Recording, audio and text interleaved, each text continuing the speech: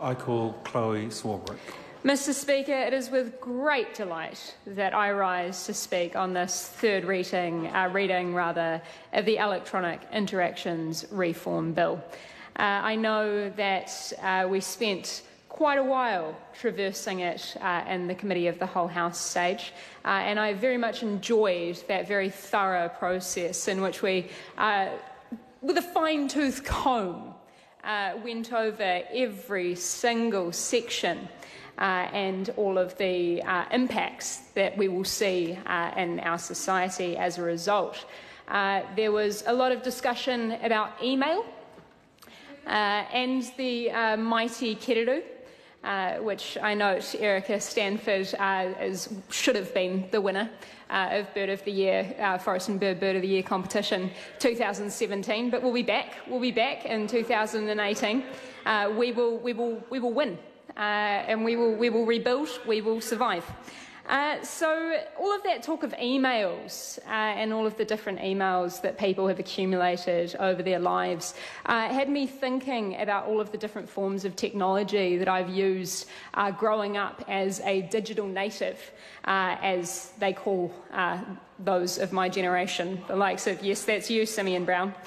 It had me wondering about all of my Neopets and whether they had passed on and whether I should be checking in on them. You know, such it is that technology moves along, sometimes we not along with it. On this third reading, Mr. Speaker, I'd like to touch on some of those submissions made at the Select Committee stage. If I'm correct, there were 8 submissions. And there are a few here that I think it's really crucial that we point out some of the more substantive and interesting salient points that those submissions had to offer. The first one, which we'll consider here, is the New Zealand Law Society's submission. They noted some concerns about Part 3 with regard to the sending of documents by email, particularly around the consent of the recipient. They identified that the use of the terminology and address used by this person is a little bit problematic because, as was well traversed in the Committee of the Whole House stage, it could be interpreted to be very broad, very wide. But the Minister, the Honourable Tracy Martin, made it clear in that Committee of the Whole House stage that the burden of proof will be on those actually sending those emails. So I think that this very much clarifies and hopefully solves those issues that the New Zealand Law Society had. Further, there was the Royal Federation of Justices, who noted their support for the general thrust and intention of the legislation, but were concerned about a few things. Perhaps most notably in the context of the debate which we have had so far, it is the inequitable connectivity that we have still with the digital divide in Aotearoa, New Zealand. I'll note that I recently had a meeting with the Honourable Claire Curran where she told me that a major priority of this government is to ensure that we are bridging that digital divide, because it is almost as such that access to the internet in the 21st century is akin to, or at the very least, showing itself to be close to a nigh-on human right. My 20-year-old little sister would have to agree. There was also the submission of John Edwards, the Privacy Commissioner, particularly with regard to Part 2, where he noted a little bit of concern, perhaps, around electronic identification and its use thereof. However, he noted that his office was consulted during the development of the bill and didn't need any additional safeguards to be implemented. He said, and I quote, that this will enable the expanded use of electronic identity photographs with the consent of the individual involved without posing undue risk to personal privacy. This is something which I would like to note in relation to the submission of one individual, whom for sake of not needing to mention their name, I won't. The rest of the submissions were those of organisations, but this individual noted a concern around privacy. And with regard to the submission of John Edwards, Privacy Commissioner, I hope that her concerns are satisfied. Another incredibly notable, I believe, submission was made in the name of the Blind Foundation. They noted that the updating of technology has, of course, improved the access to information and to communications, but they still had issues with accessing Real Me, which is, of course, the identification system used by individuals and citizens when accessing government services online. In response to that concern, this bill obviously does not require that all interactions by citizens are made by way of Real Me. It is simply another tool in the toolkit to allow people greater accessibility to the law and to the government, rather. But this submission, I believe, highlights a bit of an oversight, which I think is perhaps all too frequent in this House, on the rights of our disabled community, in particular in the drafting of legislation.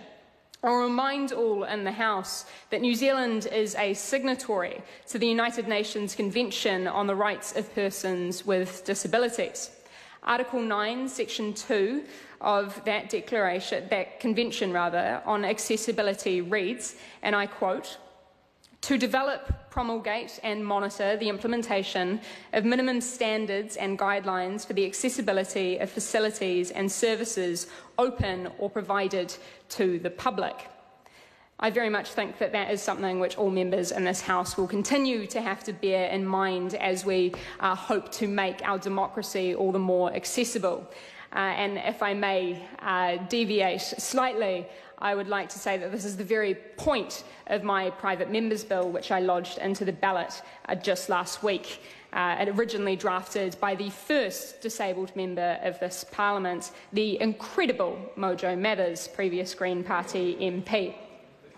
Another submission was made in the name of the Commerce Commission, and it broadly just commended those updates regarding email and the ability to provide evidence by audio or audio-visual link.